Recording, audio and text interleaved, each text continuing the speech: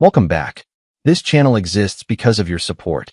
Subscribe, hit like, and share your thoughts in the comments. Now let's get into the story. 4:47 in the morning isn't when you expect to wake up to dresser drawers being yanked open. But there I was, pulled from sleep by the sound of someone ransacking my bedroom. I rolled over and saw Kelsey, my girlfriend of 6 years, stuffing clothes into 2 Louis Vuitton suitcases. She hadn't noticed I was awake. Her movements were sharp, purposeful. The bathroom light cast harsh shadows, and I could see she'd already cleared out her side of the medicine cabinet. Her yoga mat was missing from its corner. She'd been planning this. Little early for spring cleaning, isn't it? She froze, one of her cashmere sweaters in her fist. When she turned, her expression was annoyance, not guilt. I didn't want to have this conversation, she said flatly. I sat up. Well, here we are. What's going on? She zipped up the first suitcase. I need to find myself, Owen. I've been suffocating under your expectations. My expectations? Like contributing to rent? Or knowing where you are at 1 a.m.? This is exactly what I'm talking about. You're so controlling. Always interrogating me. Asking questions isn't controlling. It's called being in a relationship. She straightened up. It's my life, Owen. I can leave whenever I want to. There it was. The declaration. She waited for tears, begging, the desperate please don't go. Instead, I got out of bed and walked to the nightstand. Pulled out her car key, the Audi Q5 I made payments on. Grabbed her loft key from her jewelry dish. The parking garage fob from her purse. I held them out to her. You're absolutely right. It is your life. Here. She stared at the keys. What are you doing? You want to leave. So leave. But when you walk out with these keys, you're making a choice. Your choice. She snatched them, but the victory felt hollow. Fine. Fine. She grabbed the suitcases. You're going to regret this. Maybe. Probably not, though. She paused in the doorway, waiting. I turned off the lamp. Lock the door on your way out. Suitcase wheels rolled across hardwood. The elevator dinged. I walked to the window and watched her car pull out of the garage below, taillights disappearing down Hennepin Avenue. Then silence. Different silence. Like possibility. I made coffee and watched the sun rise over the Mississippi. The loft felt bigger. Not emptier. Bigger. I started making calls as soon as businesses opened. 8 a.m., bank first. Removed her from checking and savings. She'd contributed $0 in 18 months. Her debit card would be declined by noon. Car insurance next, then the dealership. The Audi was mine. My name, my loan, my insurance. Filed unauthorized use notice. Set up repo if she didn't return it by Monday. Locksmith 3rd. How soon can you change locks? 9 a.m. opening. Perfect. All of them. Then utilities. Changed Wi-Fi password, security codes, smart lock fingerprints. Netflix, Hulu, Spotify. All my accounts, all new passwords. I emailed my boss. Taking a personal day? Everything's fine, just handling some life admin. He wrote back within 5 minutes. Say no more.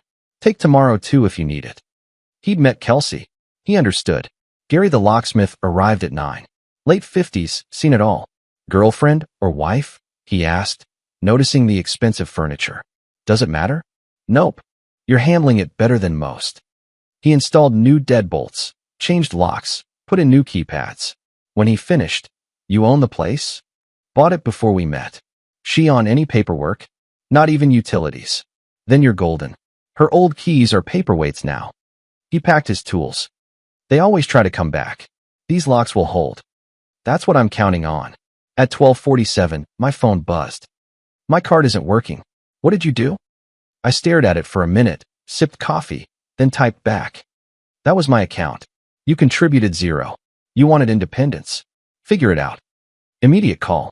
I ignored it. Again. Ignored again. Text. You can't cut me off. That's financial abuse. Financial abuse is preventing access to your money. That was my money. You want money? Earn it. I have rights. We lived together 6 years. You had rights.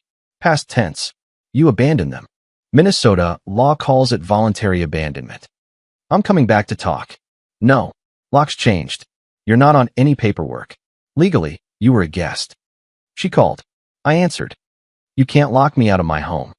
Your home? Your name on paperwork? Your money on bills? That's not how relationships work. It's not a relationship. You ended it at 4:47 this morning. I never said it was over. You said it was your life. You left. That's called over.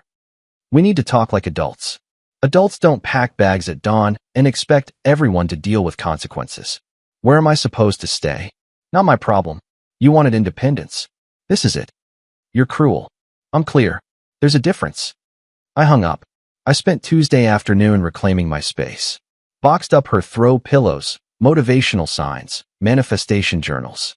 Stored them carefully in the building's storage unit. Removed her white slipcover from my leather couch. Brought out my books, my posters, my things. The loft transformed. Masculine. Comfortable. Mine. I ordered barbecue for dinner. Ate in the living room watching sports. Drank beer from the bottle.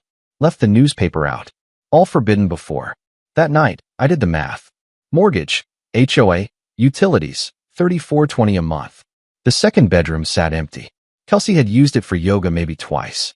Then I remembered Jillian from 2 floors down. Veterinary nurse. Recently divorced. Mentioned her temporary place was expensive. We'd chatted in the elevator. She seemed genuine. The loft was big enough. Separate bathrooms. She had a job. Worst case, find someone else. Best case, help with expenses and good company. Plus, it would drive Kelsey insane. Decision made. Wednesday morning, I caught Jillian in the lobby. Scrubs, coffee mug, tired but professional. Jillian, got a second? Are you still looking for a permanent place? God, yes. Month to month in Richfield. Expensive. Why? My ex moved out yesterday. I have a spare room, private bathroom. Need a roommate. She paused. Is that wise? You just broke up. She left. Packed bags, disappeared at dawn.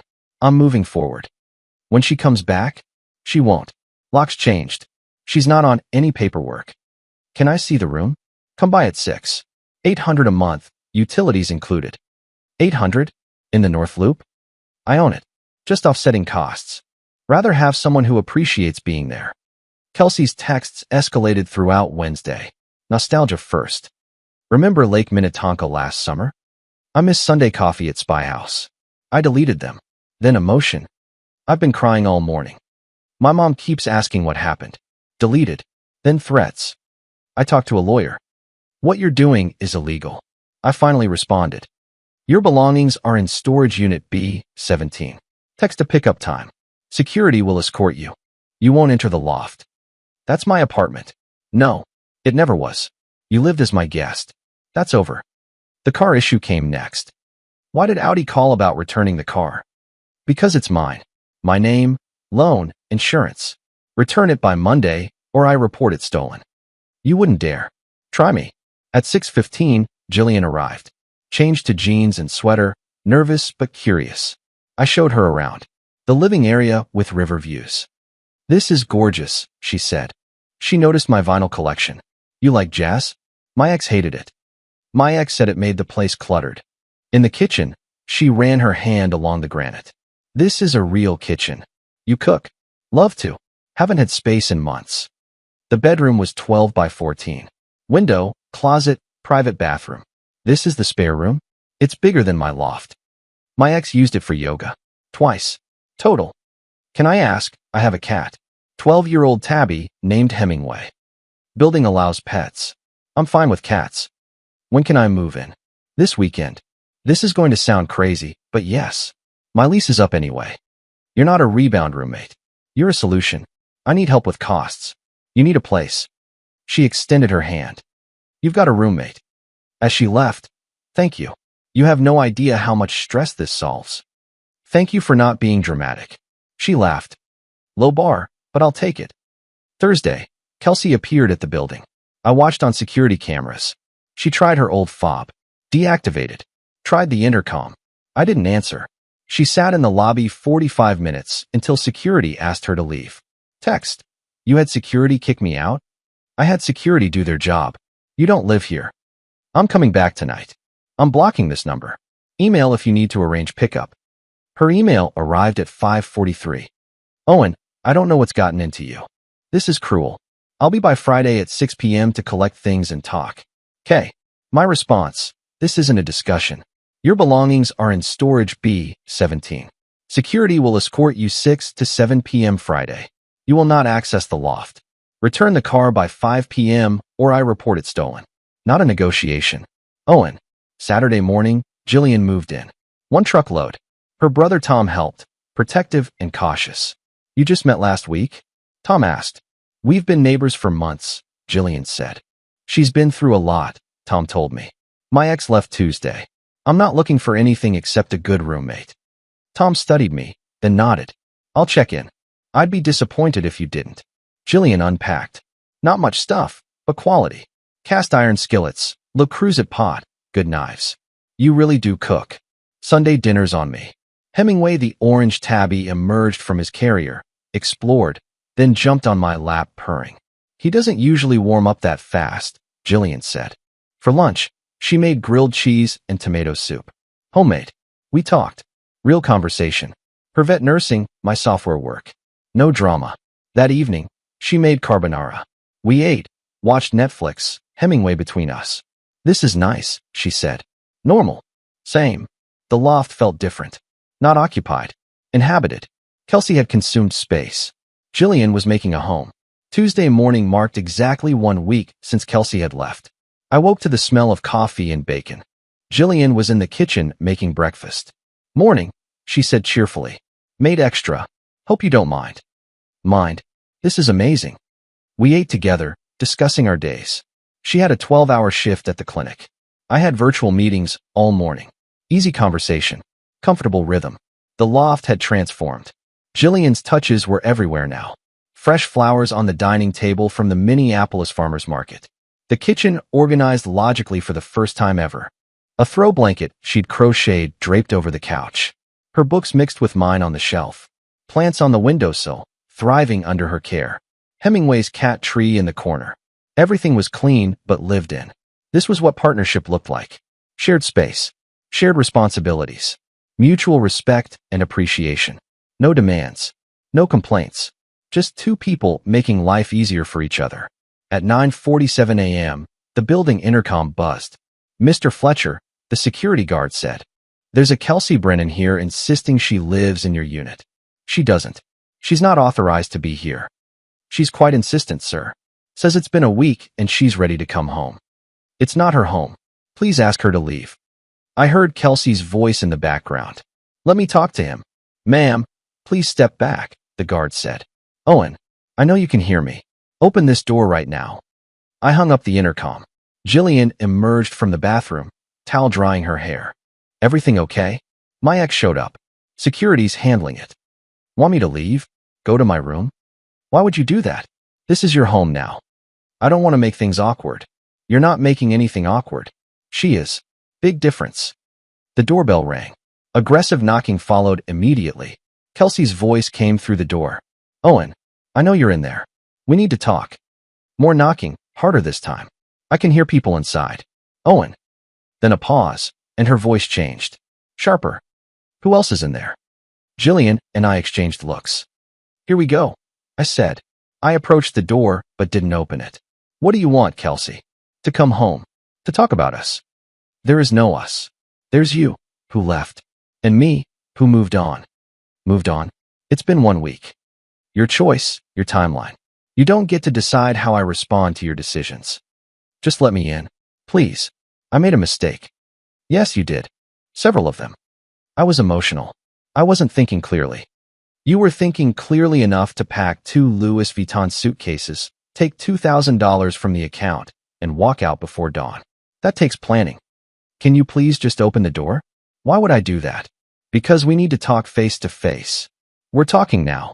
This is ridiculous. This is appropriate. You don't live here anymore. I heard the sound of Jillian moving in the kitchen. Dishes clinking. Is someone else in there? Kelsey's voice went up an octave. That's none of your business. It is my business. That's my apartment. It was never your loft. It's my condo. My name, my mortgage, my equity. Who was in there with you? My roommate. A pause. Your roommate. Yes. I have a roommate now. The second bedroom was sitting empty. You replaced me in a week? I didn't replace you. I found someone to help with expenses. I don't believe you. Let me see. No. Jillian's voice came from the kitchen, loud enough to carry. Owen, do you want coffee? I'm making a fresh pot. The shriek that came from the other side of the door was almost inhuman. There is someone else. You're cheating on me. You can't cheat on someone who dumped you and moved out. I didn't dump you. I needed space. You got it. Permanent space. The crying started. Loud, theatrical sobbing. How could you do this to me? After everything we've been through? After everything we've been through? You mean after 6 years of me supporting you financially while you found yourself? After the third yoga studio job you quit? After 18 months of you contributing $0 to this household? That everything? It wasn't about money. It's never about money until it is. And now you don't have access to mine anymore. And suddenly you want to talk. That's not fair. What's not fair is expecting someone to subsidize your lifestyle while you treat them like an inconvenience. How long have you been seeing her? I met her last Wednesday. Liar. You had this planned. I had nothing planned. You left Tuesday. I needed a roommate. She needed a place. Adults call that problem solving. What's her name? Not your concern. Is she prettier than me? She's happier than you. That's more attractive. You bastard. I think we're done here. I'm not leaving until you let me in. Then you'll be there a while. I'm going back to work. I stepped away from the door. The knocking continued, accompanied by shouting, but I returned to my desk. Jillian brought me coffee, her expression a mix of concern and amusement. She sounds upset, Jillian said quietly. She's upset she can't manipulate me anymore. Want me to talk to her? Absolutely not. You don't negotiate with emotional terrorists. The knocking continued for another 10 minutes, then stopped. I checked the security app on my phone. Kelsey was pacing in the hallway, phone pressed to her ear. Then the elevator. She was gone. Wednesday evening brought the real escalation. At 6:30, the intercom buzzed again. Mr. Fletcher, there are 3 women here to see you. Kelsey Brennan and 2 others claiming to be family. I sighed. I'll be right down. Jillian looked up from her book. Want backup? Thanks, but I've got this. In the lobby, Kelsey stood with 2 women. Her mother, Patricia, late 50s, expensive haircut and designer purse. And her sister, Brooke, late 20s, the kind of Instagram aesthetic that screamed influencer wannabe. Patricia started immediately. Owen, we need to discuss this situation. There's nothing to discuss. My daughter is heartbroken. You've locked her out of her own home. Her home? Is her name on any paperwork? Did she pay any bills? Contribute to any expenses? Brooke cut in. That's not the point. That's exactly the point. This is my property. She was a guest. She left. Guests don't have claim to property. Patricia's voice took on a soothing quality, like she was talking to a child. She made a mistake. People make mistakes. She made a choice. Packing 2 suitcases and leaving before dawn isn't a mistake. It's a decision. Kelsey jumped in. I told you he's being unreasonable. I turned to her directly. Was I unreasonable when I paid all the bills? Bought your car? Covered your credit cards? Funded your finding yourself adventures? Patricia stiffened. Money isn't everything, Owen. You're right. Respect is more important. Where was Kelsey's respect when she walked out without a conversation? Brooke's voice went up. She was emotional. She was entitled. There's a difference. Patricia tried again. This is salvageable.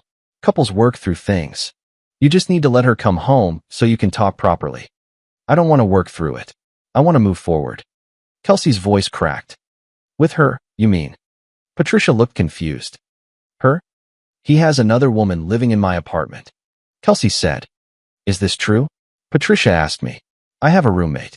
The loft is mine. I can have whoever I want living there. Brooke's eyes went wide. Oh my God, you're sleeping with her already? That's none of your business. His. Kelsey said triumphantly. I knew it. I have a roommate who pays rent, contributes to the household, and treats the space with respect. That's all you need to know. Patricia's veneer cracked slightly. This is moving very fast, Owen. It's only been a week. Kelsey moved on even faster. She had somewhere to go before she left. I paused. Where did you go that morning, Kelsey? Straight to a friend's house? Which friend? The one you were with until 1 a.m. all those nights. All 3 women reacted, but Kelsey's face gave her away. I was staying with Brooke. She stammered. Brooke looked genuinely surprised. You told me you were staying with Nicole. Kelsey looked trapped. I stayed different places. Interesting, I said. Patricia recovered quickly. Regardless of the past, We're here to find a solution. Kelsey wants to come home. It's not her home to come back to. What would it take? For you to forgive her? It's not about forgiveness. It's about moving forward with someone who wants to be there.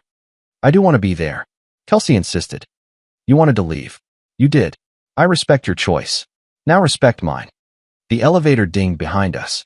Jillian stepped out, returning from a walk. She was carrying Hemingway in his carrier. She stopped when she saw the group of us, clearly sensing the tension. Kelsey pointed at her. That's her. That's the woman who stole my life. Jillian looked genuinely confused. I'm sorry. Jillian, these are some people leaving, I said calmly. Don't worry about it. Kelsey rushed toward her, and I stepped between them instantly.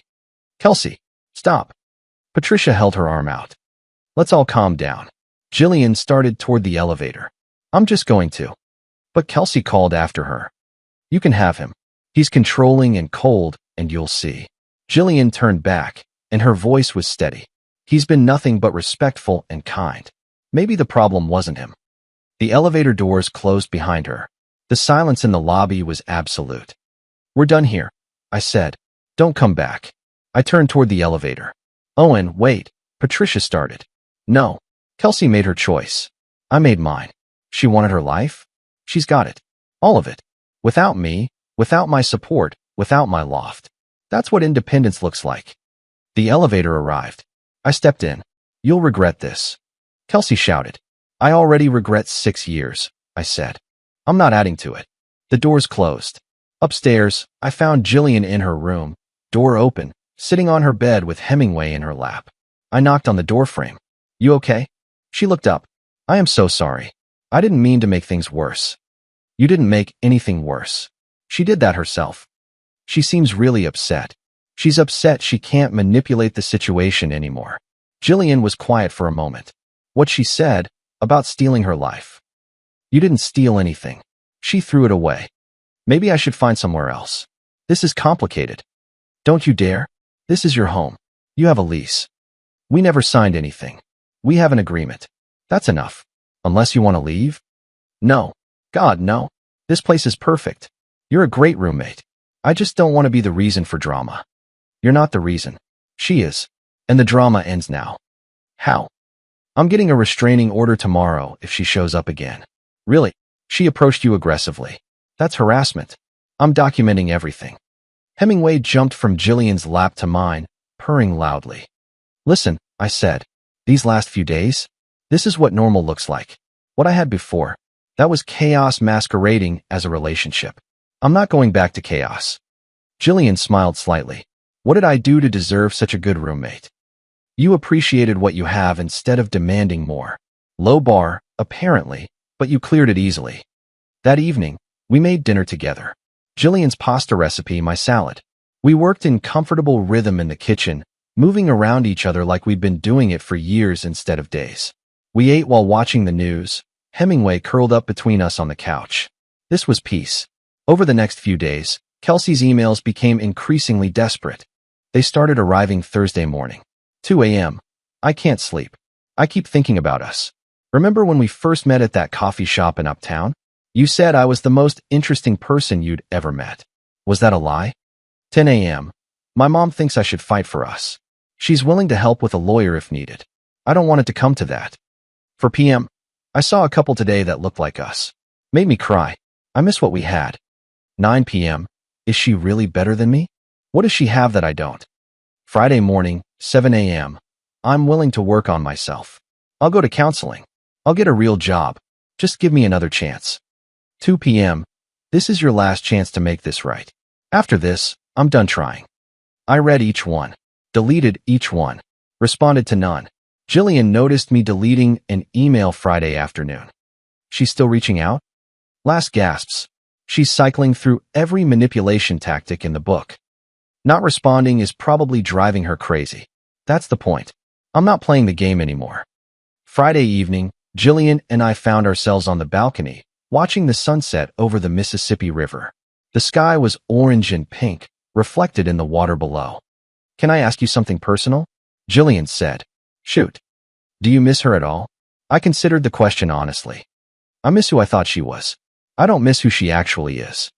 That's a good distinction. What about you? Miss your ex? Not even a little. I miss the idea of marriage, maybe, but not him specifically. How long were you married? 4 years. Together 6 total. He cheated the whole last year. I'm sorry. I'm not. Not anymore. It taught me what I don't want. What do you want? She looked out at the river. This, honestly. Peace. Respect. Someone who shows up, does their part, doesn't make everything complicated. That's what you're getting here. Partnership, not ownership. Is that what it was with her? Ownership? She wanted all the benefits of a relationship without any of the responsibilities. Wanted to be taken care of while claiming independence. Wanted support without contribution. Sounds exhausting. It was. I just didn't realize it until it stopped. Hemingway appeared on the balcony, meowing for dinner.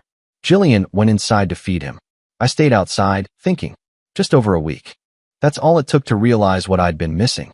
Mutual respect. Shared responsibility. Comfortable silence. Genuine appreciation. Kelsey thought she was irreplaceable. Turns out, she was just unforgettable for all the wrong reasons. Saturday morning brought one final email from Kelsey. Subject, goodbye. Owen, I've spent the last week trying to understand what happened. Trying to figure out where I went wrong. But I've realized I didn't go wrong. You did. You're so focused on money and contributions and who paid for what. You've missed the entire point of love. Love isn't a transaction. It's not about keeping score. I gave you 6 years of my life. I supported you emotionally. I made our home beautiful. I made you look good to your friends and family. That has value, even if it doesn't show up in a bank account. But you can't see that. All you see is dollars and cents. You're so obsessed with being right that you can't see you're throwing away something real. I hope she's worth it. I hope your new roommate fills whatever hole you think I left. But when you realize what you've lost, don't come looking for me. I deserve someone who values me for who I am, not what I contribute financially. I'm done fighting for someone who doesn't see my worth. Goodbye, Owen. P.S. I'm keeping the car. Consider it payment for 6 years of emotional labor. I read it twice, then showed it to Jillian over coffee. Wow, she said. She really thinks she's the victim here. Always did. Are you going to respond? Yes. Once. To close the door permanently. I typed my response. Kelsey, you're right about one thing. Love isn't a transaction. But partnership is. And we weren't partners. Partnership means both people contribute. Both people show up. Both people make the other's life better, not just easier for themselves. You gave 6 years. So did I? The difference is what we gave. I gave financial support, emotional support, a home, security, and endless patience with your finding yourself journey. You gave criticism, complaints, demands, and an expectation that I existed to serve your needs. The car. Report it stolen by Monday or return it. Your choice. But emotional labor isn't a legal claim to property you didn't purchase. Don't contact me again. Owen. I sent it, then blocked her email address. Feel good? Jillian asked. Feel free. 2 weeks later, life had settled into a comfortable routine. Sunday mornings meant Jillian made French toast while I brewed coffee. We developed a system. She cooked breakfast on weekends. I handled coffee and cleanup. We alternated dinner during the week. Shared grocery shopping on Thursdays. She did laundry Saturdays, I did Sundays. Hemingway had established his favorite nap spots throughout the loft. The loft had transformed completely. Jillian's photography prints hung on the walls. She was a hobby photographer, and her work was actually good. The bookshelf was organized by genre, a mix of both our collections. The kitchen had both our cookware, and all of it was actually used. Plants thrived on the windowsills under her care. The place felt lived in, comfortable, like a real home. We'd fallen into an easy friendship. Movie nights where we alternated picks. She liked documentaries, I liked sci-fi. Cooking experiments where she taught me techniques I'd never known. Coffee on the balcony most mornings before work. Comfortable silence while we both worked from home. Hemingway served as comic relief and occasional mediator when we disagreed, which was rare. Tom, Jillian's brother, visited one Sunday. I have to admit, he said, looking around. I was skeptical about this arrangement. And now? I asked. Now I'm wondering why everyone doesn't do it this way. You two have a better setup than most married couples I know. It's called mutual respect, Jillian said. Novel concept. Jilly seems happy. That's all that matters to me. She's a great roommate, I said. You're a good guy, Owen. I'm glad she found this place. After Tom left, Jillian turned to me. He likes you. That's rare. He's protective. I respect that. Can I ask you something? Always. She hesitated. Do you ever think about, we get along really well. I understood what she was asking. Are you asking if I've thought about us as more than roommates? I guess I am. Honest answer? Yes. But I also think what we have works because there's no pressure. No expectations beyond being good roommates. So you want to keep it as is? I want to let it be whatever it becomes naturally. No rushing, no pressure. Just let it develop if it's going to. That's probably the healthiest thing I've ever heard in a relationship conversation. We both just got out of situations where people rush things or force things. Maybe the answer is to just not. Friends who live together and might become more someday, or might stay friends who are great roommates. Either way, we win. She smiled. I can live with that. 1 month after Kelsey left, the loose ends tied themselves up. She returned the Audi to the dealership Monday morning, leaving the keys with the receptionist without a note. I got the notification, sold the car back to the dealer, paid off the remaining loan, and pocketed the difference. I used some of it to buy myself a used pickup truck, something I'd actually wanted. Kelsey never picked up her belongings from storage. After 30 days, I donated everything to Ark's Value Village on East Lake Street. The throw pillows, the manifestation journals, all of it. Someone else could use them. It felt liberating, not vindictive. Financially, life without Kelsey was remarkably better. My savings increased $1,200 a month. No random credit card charges. Groceries cost less without her expensive wellness products. Utilities were lower without the AC running constantly. With Jillian's $800 rent contribution, I was actually ahead. I could save for actual goals instead of just treading water. Life quality had improved in ways I hadn't anticipated. The loft stayed clean because Jillian cleaned as she went. We had actual home-cooked meals regularly. Conversations about real topics, not just complaints. No drama, no manipulation, no walking on eggshells. Hemingway provided comedy and companionship. Sunday meal prep had become my favorite routine. We'd started going to jazz concerts downtown. Jillian actually liked jazz. 1 month in, I sat on the balcony alone one evening, reflecting. I thought I'd lost something when Kelsey left. Turns out, I'd lost something 6 years ago when I met her. I'd lost myself trying to make her happy, trying to be enough for someone who would never think anyone was enough. Jillian didn't replace Kelsey. She reminded me what normal looked like, what mutual respect felt like, what it meant to have someone appreciate you instead of tolerate you. The best revenge isn't revenge at all. It's building a better life and not looking back. 6 weeks after Kelsey left, Jillian and I went to Spy House Coffee in Uptown on a Saturday morning. The place Kelsey used to claim as ours. We sat by the window, reading newspapers, sharing the arts section. Comfortable silence. Occasional comments about articles. Hemingway was home, probably napping on my bed. I was reading about an upcoming gallery opening when I felt eyes on me. I looked up. Kelsey stood by the counter. She'd just ordered and turned around to find a seat. She froze when she saw us. We locked eyes for a brief moment. Her face cycled through emotions. Shock, anger, hurt, then something like realization. I nodded. Polite, not friendly. Then returned to my newspaper. She stood there, waiting for something. For me to call her over, to introduce Jillian, to acknowledge her presence beyond that single nod. I didn't look up again. Jillian had been reading the comics, but I saw her glance toward the counter. She stiffened slightly. Kelsey left without her coffee. I watched her go in my peripheral vision. That was her, wasn't it? Jillian asked quietly. Your ex? Yeah, I said. She looks different than I remember. From the lobby that day. 6 weeks can do that. Jillian studied my face. You okay? I'm perfect, I said and meant it. She smiled and went back to reading. My phone buzzed. A text from an unknown number. Kelsey must have gotten a new phone. I hope you're happy. I typed back 2 words. I am. I blocked the number, put my phone away, and went back to my newspaper. Jillian looked over at me. Everything okay? Everything's perfect. She smiled and went back to reading. We finished our coffee, walked home through Uptown together, back to our loft, our home. 예? 솔직히 말할게. 예, 북한에서 예, 그 슈발 쿠데타 내란 안 일어나는 이상 근데 그러면 안 될까? 예, 그 쿠데타 내란 안 일어나는 이상이요. 예? 절대 그 통일은 안 일어나요. 예. 누가 김정은 뭐가지 않다는 이상, 예, 통일은 절대 안 일어나.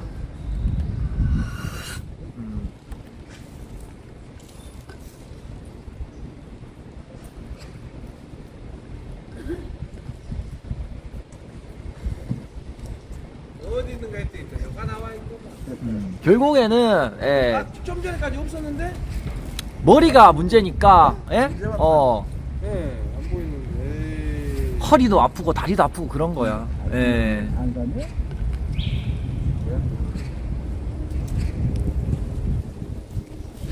아무 데도 오줌 싸지 말해. 나는 정신이 여기 뒤에도 오줌 싸지 말아요, 이모들이. 자리가 큰 거보다 자리가 더